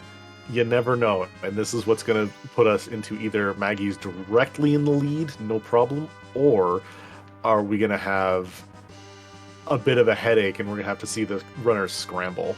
I'm honestly a fan of the scramble, but... question from chat. What's good about Drain Spear's darts? So, Drain Spears, one of the highest attack power weapons in the game for as cheap as they are. They do a lot of damage. And you don't have to worry about their terrible accuracy. So you just whip them out and you see Edge doing a lot of free. Oh, not happy to see.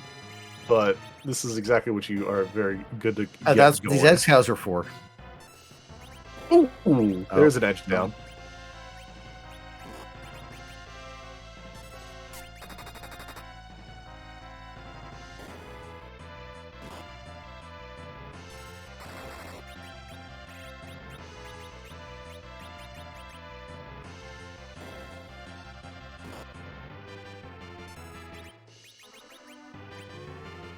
So we do have our frontliners down.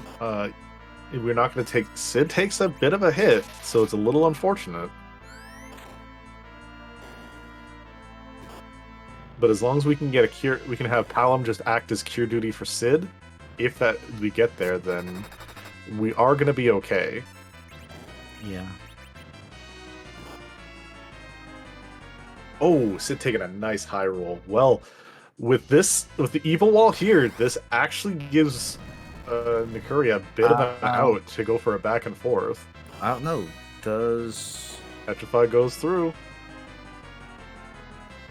Does Maggie have a ribbon on that Palom? If Maggie had a ribbon, then that would not have hit. Oh, yeah, that would. Fortunately. But the thing is, this makes this a race now. We now have Nakuri back in the possibility of being able to claw back a win. We had Maggie straight up, like, driving the rest of the seed, but yeah, this was exactly what could bail out Nakuri, and I'm excited to see just how close this finish is.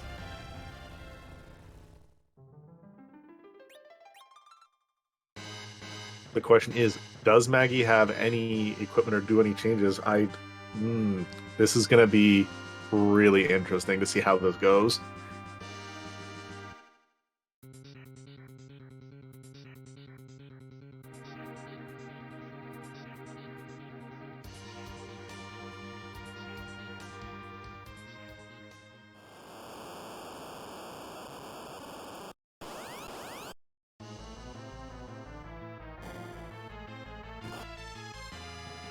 Because that is 50,000 HP that's got to be chewed through. So, ooh,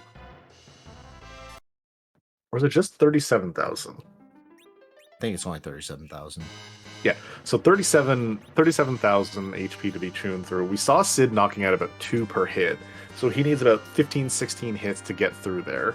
So, yeah, it's... this is where you have to just figure out exactly how you're going to put who, where, and how things are going to be taken. Again, it's...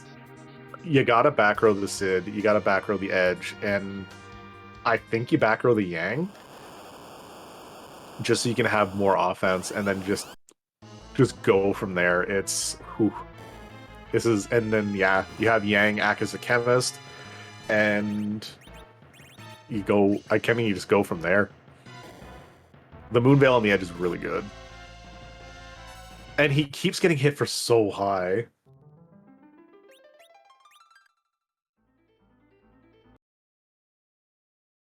Oh yeah, Maggie, don't keep that save.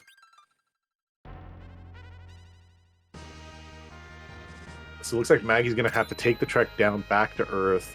Hopefully gonna look for some ribbons or something. But oh man, this is a swing that I was not expecting. I know ribbons. But here's so. Yeah, and here's the question: It's does Nakuri remember about the ribbon that he has, if he still has it? Because if not, then he may be thinking the same thing and just go, "Nope, sorry, we got to get out of here."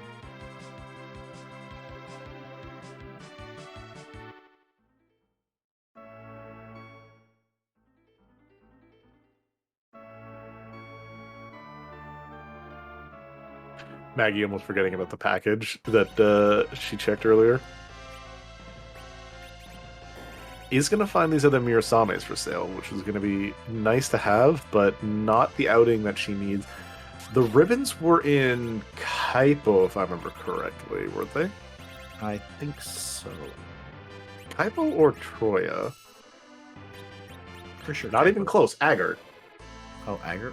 Oh, yeah, Agart.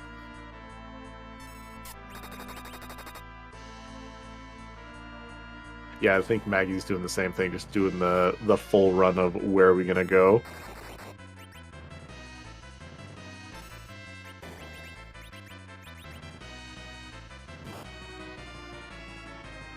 Ninja Hat not gonna be the bailout that we need.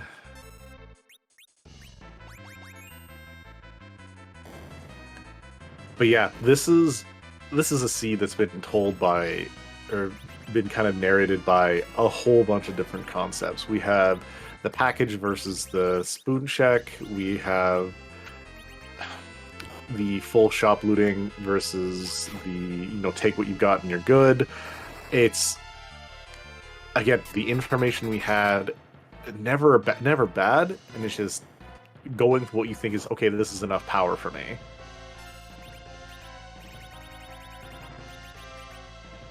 Meanwhile, on Nakari's side, taking a fight very, very, very well. Enough Cure 3s to get some of the big hitters through, and we have Excaliburs being darted. We have Cure 3s being thrown by this Sid. Yeah, 30 Cure 3s. Just keep this edge up so he can keep throwing. Keep throwing.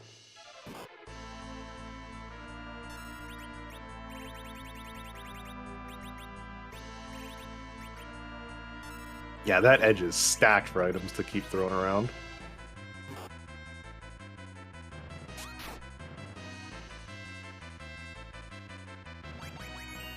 And keep putting a tail up for a possible punching target. You know what? He takes the hit. That's all that matters.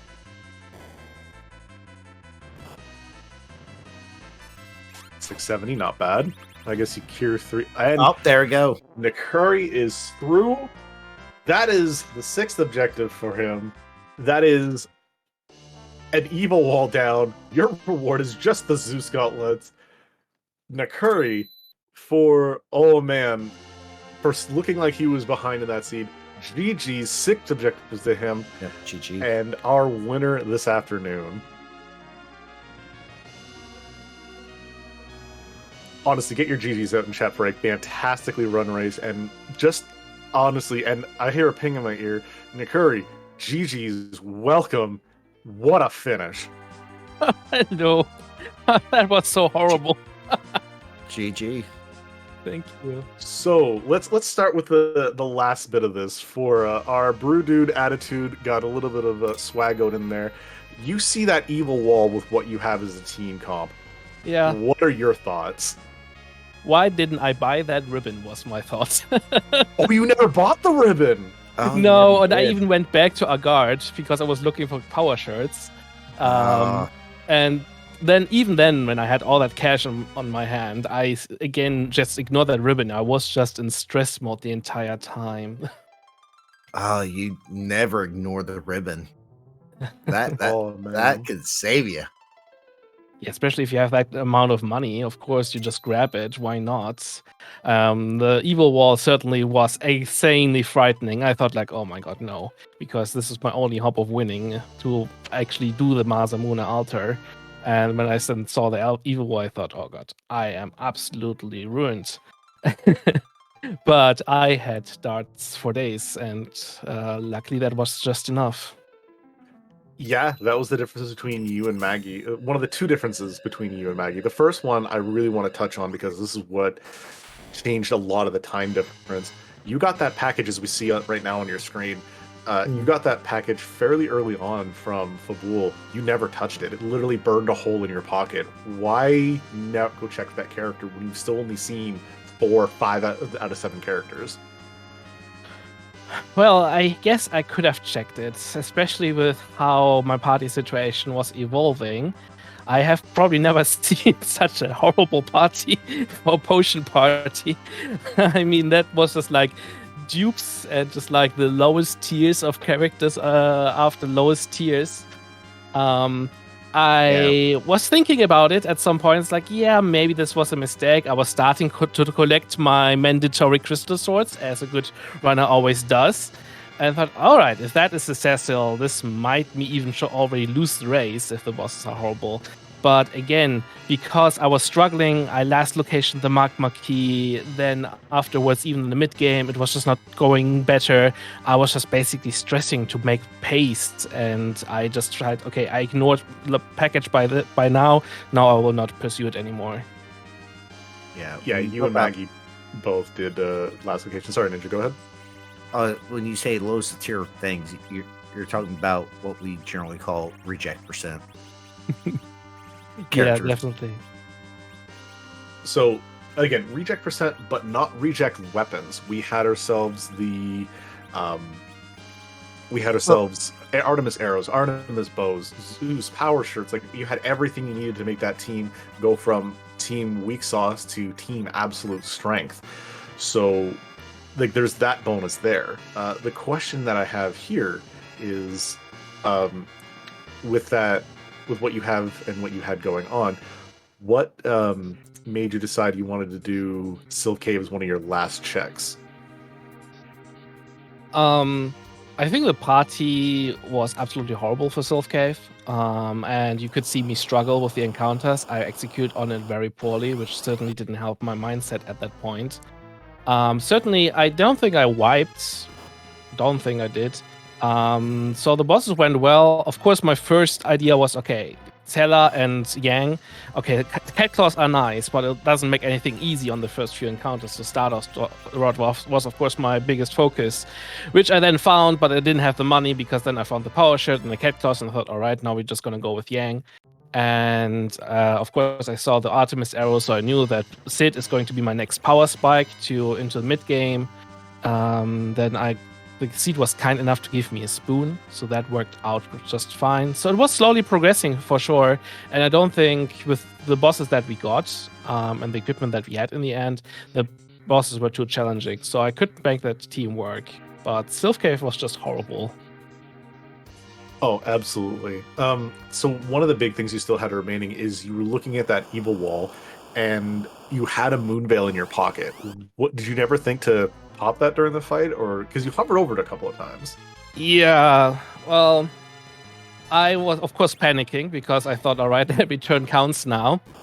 And I was actually thinking that it would have been a huge mistake. I was thinking of berserking Edge, simply because I thought it's going to give me more turns than darting. I think it would have been probably a bad idea. So I want to pop the Moonveil, but then I thought, all right, first you're going to have to berserk. And then Teller never got his turn. So that was basically the story behind that. And I was luckily not punished for it. No, that's fair. And with all those dartables, I mean, that would have been my main go-to for that. But no, again, very well played seed. The other big thing is, yeah, when you're starting to look for those characters and you're starting to fumble around and finding the dog, like the flame dog chest is nothing. Did you ever think to maybe go up to Zot 1 and check and take that for a cheeky D-Mist?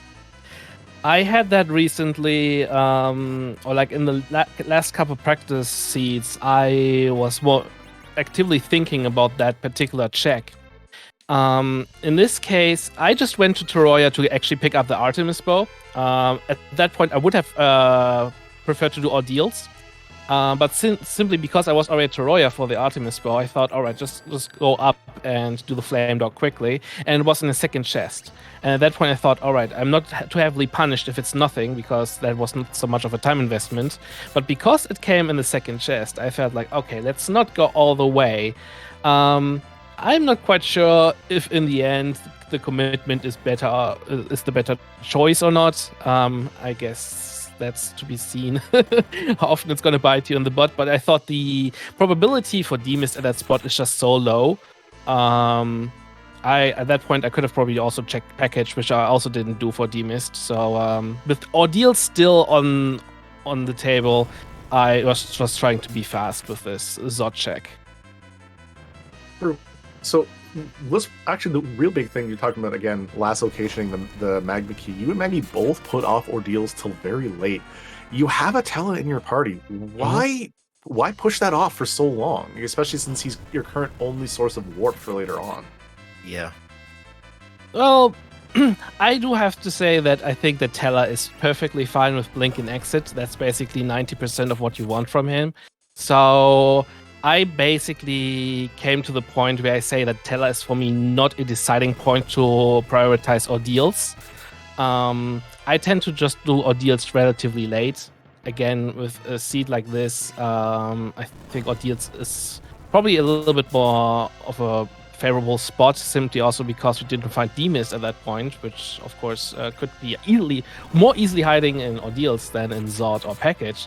But still, it's basically the line, my routing, that I avoid ordeals quite a lot. And once you make that commitment, you're gonna have to play your cards. And therefore, I just tend to do ordeals pretty late. And sometimes I'm sure it's gonna bite me pretty hard, like today, for example.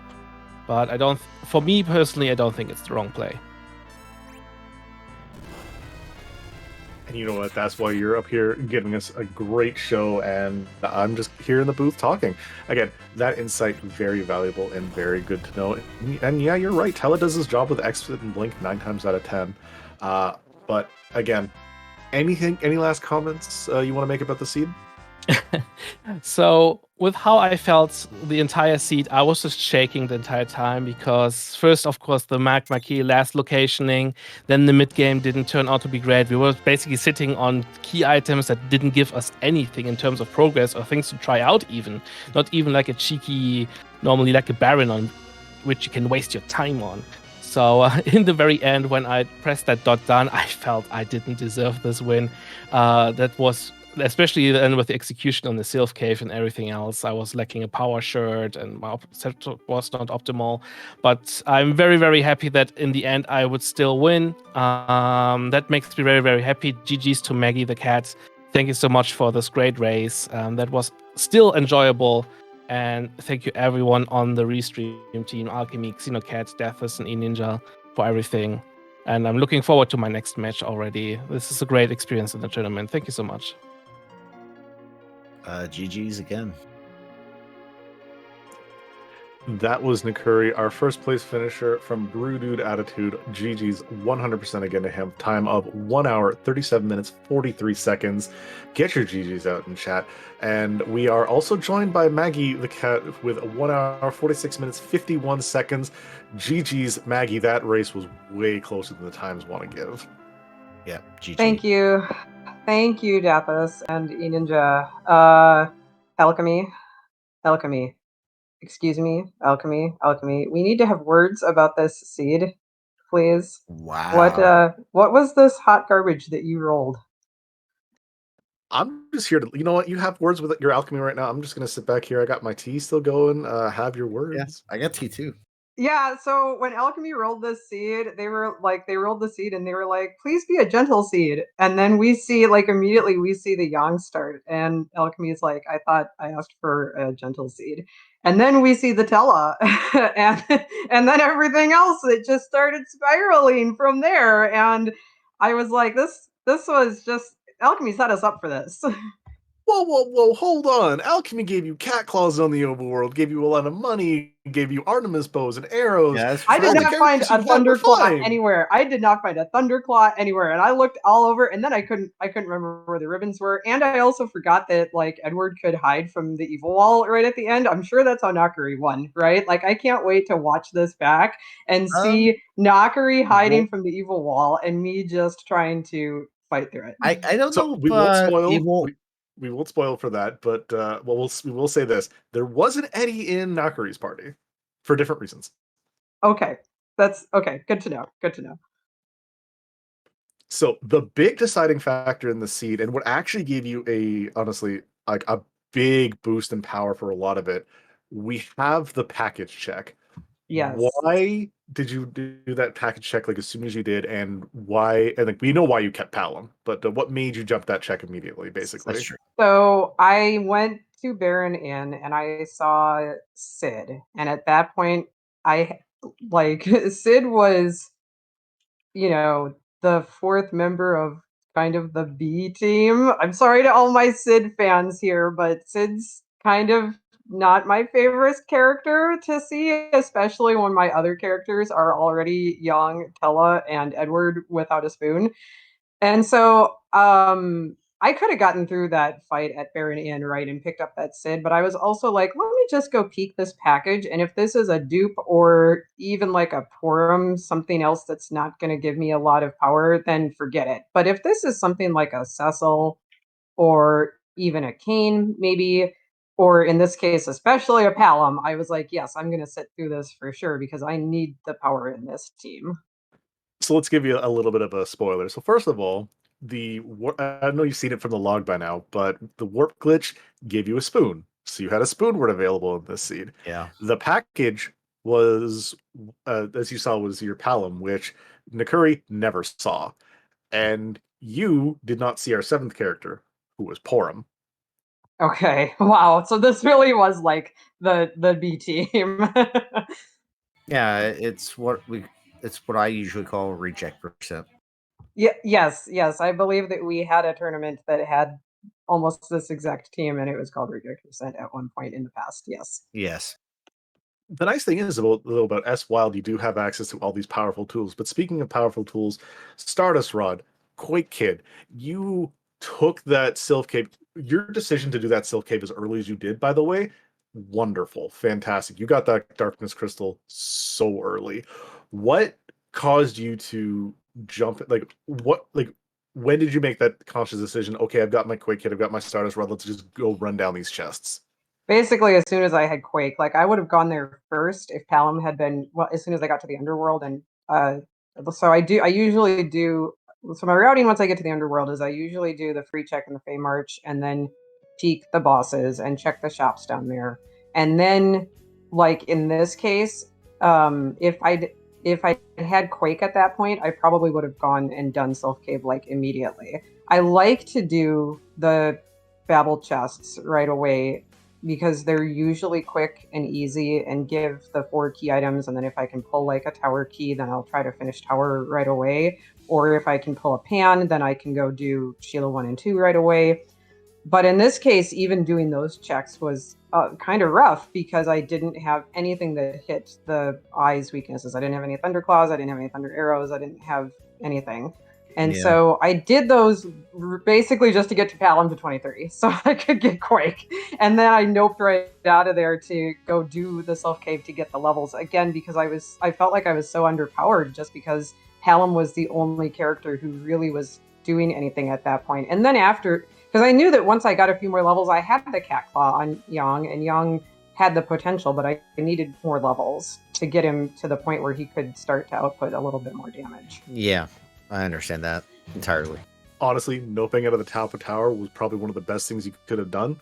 It was dolls for some quick experience, but it was just a Dragoon Spear for a Dartable. Oh man, so yeah, it was not even an equipable item. So yeah, so yeah, and then I I didn't have the tower key, and especially because the chests came really early. Like if I had to go all the way to the top of tower to get the last chest or something, then I probably would have at least peeked the boss and then saw that it was an easy boss and had Quake at that point and then finished it. But because the chests were so early and I was able to backtrack out to the entrance really quickly, that drove me, even another deciding factor to drive me to go to do Self Cave as quickly as I did.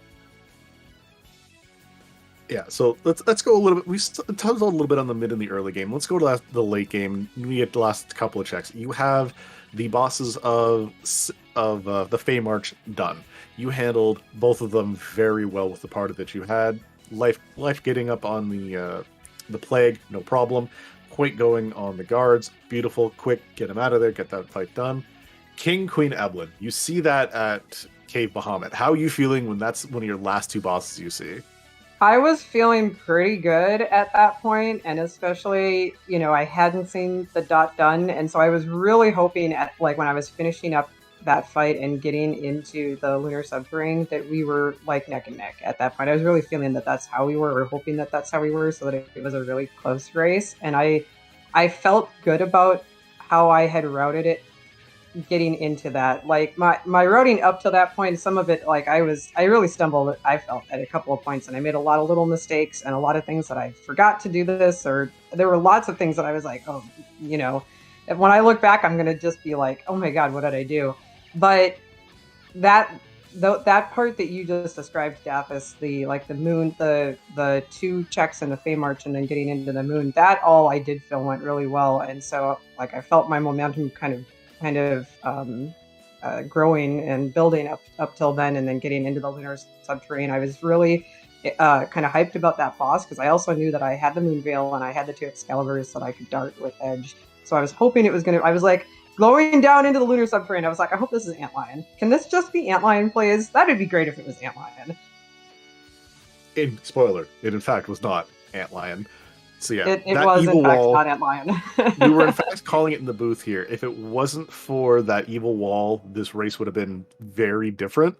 Again, go back and watch this. It was a fantastic run for the remainder of the season. You need to definitely check that out. Yeah, I can't wait to watch. And even when I saw Nakuri's dot done, and I knew that I was I had a little bit to go yet, and I was like, but I feel like this was, at that point I was like, I think it was really close up until that point, and so it's going to be a really good watch back. So I'm really excited to watch it. Ninja, any questions for Maggie? No. One last one that I'd actually do have for Maggie. We haven't seen you in a hot while. You're one of the admin team. And actually, I joked around about this one time. You were the oldest admin that I personally known from way back in the old GameFAQs board day. I remember that. Just like, oh my god, because I found an old message you and I had back and forth. Yes, yes. But it's been a while since we've seen you in the comms booth or on the stage. You are back out for this tournament. What brought you back?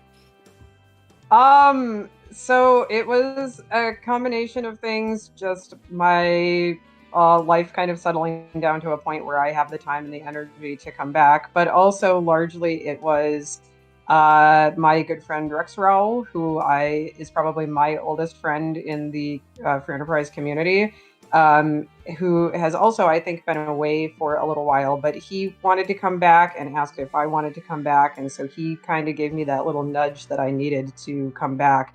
And then, of course, our other teammates inviting us to their team, and all four of us kind of coming back, having been away or not being super involved in the community for a little bit, and then all of us kind of coming back. So that's why we're still a little bit rusty, and we're still knocking off some of that rust, but we're getting there. We're coming back. You know what? You may be knocking off some of the rust, but you looked absolutely fantastic in this race. Again, GG's, thank you very much, and we really appreciate the race, and I hope you enjoy the watch back. Absolutely. Thanks so much, Dathis, eNinja, XenoCat, and Alchemy. Appreciate you all so much. And of course, everybody else on the admin team and the Restream team for putting on the broadcasts. And Nakuri, great race. GG to you, and can't wait to watch the stream back. Again, that was MaggieTheKatt, second place finisher, 146.51. Hugely close race. Big GG's to her. And again, that is going to do it from us for this afternoon. However, make sure you're back here in a little over 2 hours, give or take, because we have Zeke from Obsidian Comedy Club taking on Rex Banner from Big Trouble in Little Kaipo here at 8 o'clock Eastern on Free Enter Prime. You're going to see some wonderful people. Actually, one of those people you're going to see is Fly Eagles Fly 72, who we are going to be going and rating right now. So again, my name is Dathis. Big shoutouts, thank you from XenoCat, who was our tracker, Alchemy, who was our restreamer, rolled this wonderful, wonderful seed, and eNinja, my co-commentator. Thank you very much. And any last words? Also want to give shout outs to my co-commentator, Dathis, as well. GG's. Have a good afternoon, everyone.